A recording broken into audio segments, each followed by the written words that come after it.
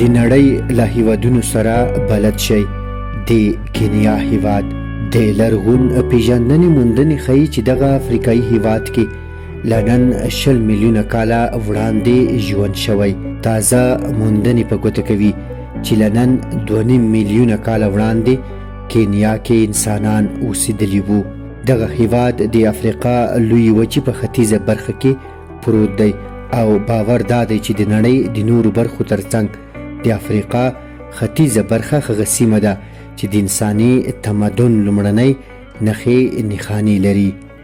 سویلي سودان، ایتوپیا یا خبشه، سومالیا، تانزانیا، اوګانډا او د هند بحر سره کینیا ګډې پولې لري. اتمې عیسوي پیړۍ کې مسلمانو عرب سوداګرو کینیا ته تګ راتګ او سوداګري کوله. هغه وخت کې د اسلام مبارک دین هم یاد هیواد ته ورسول شو. حکومت او سیاست یې د تاریخ په اوږدو کې کینیا څو ځل استعمار شوې ده. د 15مې پیړۍ په شاوخوا کې کینیا یو ښه سوداګریز ځای و، نو پرتګالیانو ورمخه او دغه هیواد یې لاندې کړ. کینیا له پرتګال خپلواکه شوې نه وه چې د 19مې میلادي پیړۍ په وروستیو کې انګریزان هلته ورسېدل. یاد هیواد یې یرغل او د بریتانوي کینیا په نوم هیواد جوړ شو. 80مه لسیزه کې په کینیا کې د ماوو په نوم پاڅون پیل او په 1963 زیږدیز کال کې کینیا د انګلستان له سلطې خلاصه او خپلواکه هیواد شو. یو کال وروسته په دغه هیواد کې جمهوریت اعلان او تر نن شتون لري. دغه هیواد د حکومت ډول د استازو ولسمشریز دیموکراتیک حکومت یا پریزیډنشل ریپرزنټیټیو ډیموکراتیک حکومت دی.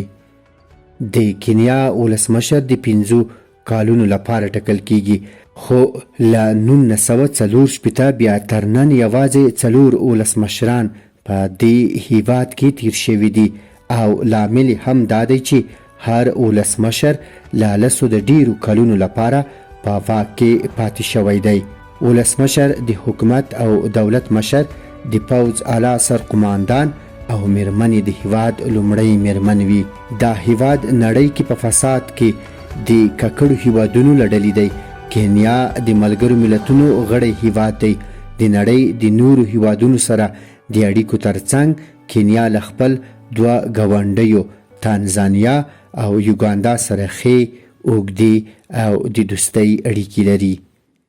پوځي او اقتصادي وړتیاوې: د کینیا پوځ کوچنی دی، د خپل ګاونډي هیواد سومالیا سره جګړې کوي او بیا د ملګرو ملتونو په مشرۍ د نړۍ په نور هیوادونو کې د ثلاثات ځواکونو په ماموریت کې فعاله برخه اخلي.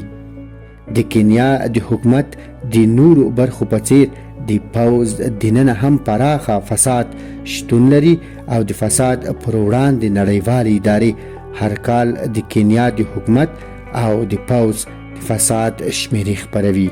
چای، قهوه، پیټرول او کابان د کینیا صادرات دي.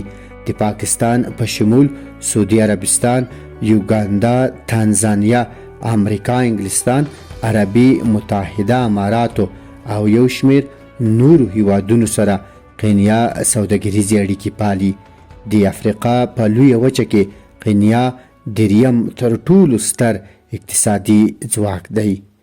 وګړي او پراخوالی: کینیا 40 میلیونه وګړي لري، 15 سلنه عیسویان او 11 سلنه پکې مسلمانان دي. د وګړو پر بنسټ د نړۍ 29م تر ټولو ستر هیواد دی. کینیا نږدې د افغانستان په اندازه پراخوالی لري.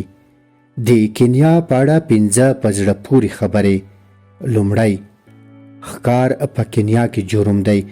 دغه هیواد کې د هر ډول حیوان ویشتل او ښکار کول جرم حسابیږي او که چا ښکار وکړ سزا ورکول کیږي. دویم، د کینیا بیرغ تور، سور او شین رنګونه لري چې منځ کې 2 ځلې سپین رنګه پټۍ دي. تور رنګ د تورپوستو سور رنګ د قربانۍ، سپین رنګ د سولې او شین رنګ د تابعیت په معنا دی. دریم، کینیا کې د ښوونځي زده کړې وړیا دي، خو دا چې ماشومان له خپلو کورنیو سره په کروندو او نورو چارو کې بوخت دي، د زده کړو کچه پکې ټیټه ده. څلورم، زمری د کینیا ملي ژوی او هلته ورته درناوی کیږي. او پنځم، د کینیا د نوم په اړه ویل کیږي چې د ماونټ کینیا کلمو اخیستل شوي چې د خدای د استراحت د ځای معنا ورکوي.